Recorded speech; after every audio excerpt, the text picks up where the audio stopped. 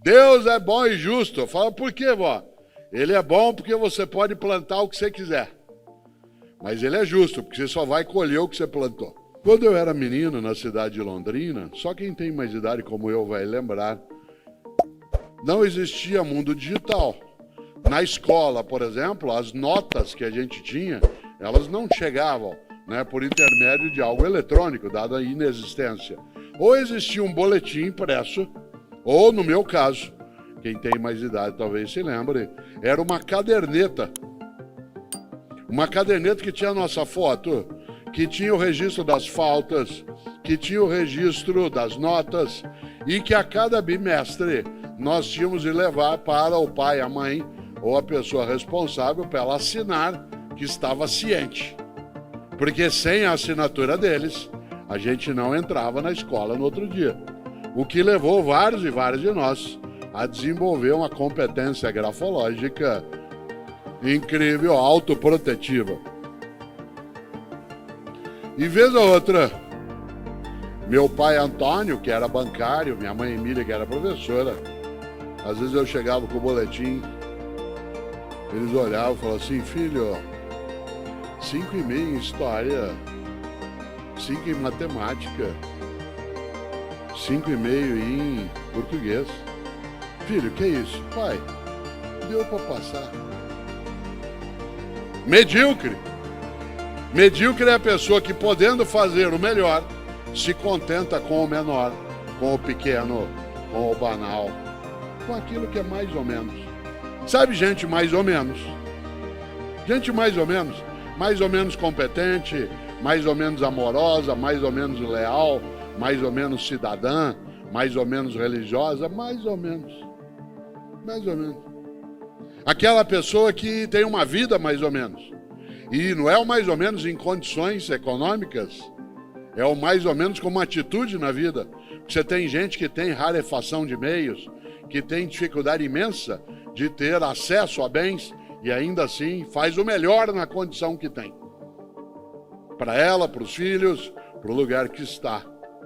Parênteses, eu moro na cidade de São Paulo há 55 anos.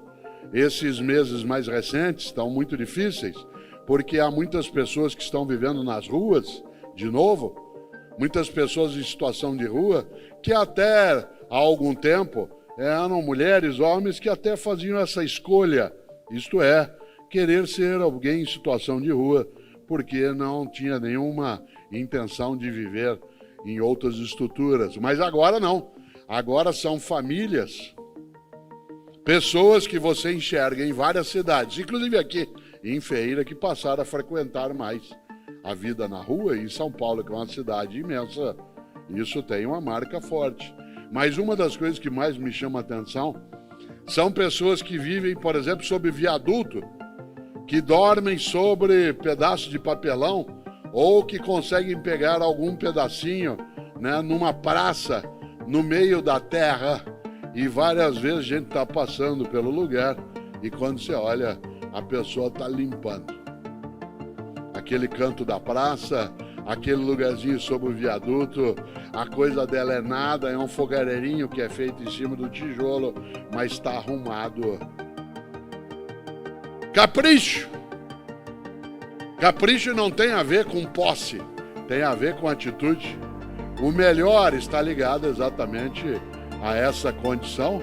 E eu digo isso porque, cautela, você e eu somos arrastados com facilidade para a mediocridade. Basta eu me acostumar, basta eu achar que tudo bem, deu para passar. Sabe, mais ou menos compromissado, mais ou menos amigo. É gostoso porque nesses tempos de pandemia, por muito se falou do fim dos tempos. Algumas pessoas chegaram a imaginar que nós estávamos próximos ao juízo final. Afinal, 2020 foi um momento em que a gente não enxergava no meio da tempestade o outro lado. Era nadando e tentando ficar com a cabeça fora d'água, em várias atividades. E uma das conversas mais fortes que veio era exatamente sobre a nossa mortalidade. Você é mortal, eu sou, a gente sabe disso, mas de repente se dá conta com mais nitidez, porque pessoas passaram a perecer em maior quantidade na nossa convivência.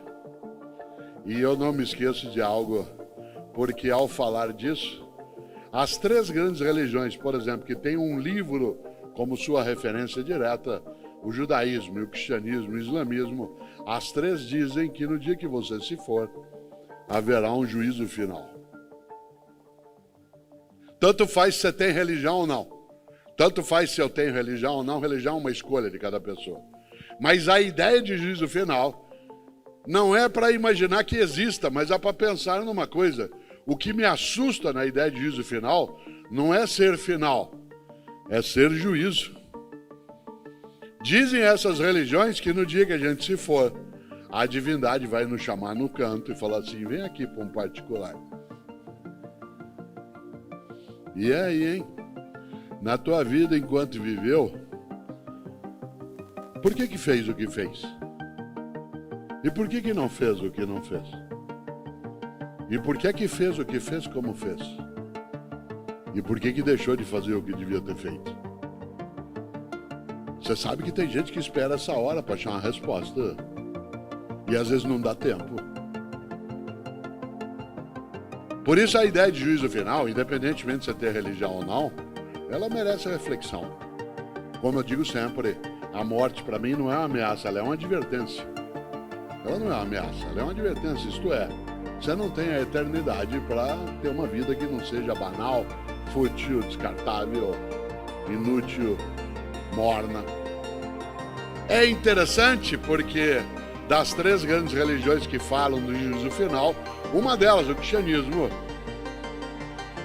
tem um livro só sobre isso. Dos 27 livros do Novo Testamento da Bíblia cristã, entre eles o Evangelho de Lucas, ou os Atos dos Apóstolos, também atribuídos a Lucas, hoje lembrado de uma parte do mundo cristão. O cristianismo tem um livro só sobre isso. O livro do Apocalipse é o livro da Revelação, sobre o fim dos tempos. E agora eu vou lembrar algo. Digo de novo, tanto faz você ter religião ou não, porque essa é uma escolha tua, livre. Parênteses. Eu falava hoje com o Pedro, numa conversa nossa sobre outro assunto, eu dizia, Pedro, uma das ideias que eu mais gosto é lembrar quando dizem, aliás, minha avó Rosária, italiana, dizia isso, ela dizia, Deus é bom e justo. Deus é bom e justo. Eu falo, por quê, vó? Ele é bom porque você pode plantar o que você quiser. Mas ele é justo, porque você só vai colher o que você plantou. Olha só, Deus é bom e justo. Ele é bom sim, porque você planta o que você quiser, você é livre. Mas ele é justo, você só vai colher o que você plantou. Interessante, porque no livro do Apocalipse, que é o último livro da Bíblia dos cristãos, tem uma expressão para você e eu pensarmos. No capítulo 3, versículo 15 e 16, os cristãos escreveram, Deus vomitará os mornos. Deus vomitará os mornos. Aliás, a frase completa é, porque tu não és quente nem frio, hei de vomitar-te. Olha que coisa. Deus vomitará os mornos, gente morna, mais ou menos, que não é quente nem fria. Você conhece gente morna? Gente que não é quente nem fria. Aliás, Deus diz o texto, os vomitará. Água morna, você gosta de água morna para beber? Água morna dá ânsia de vômito. Cerveja morna. Comida morna. Café morno. Às vezes eu chego num lugar e falo assim, toma um café. Eu falo, não, obrigado, não toma. Foi feito na hora. Eu falo, sim, sei, na hora que a mulher levantou às 5 da manhã.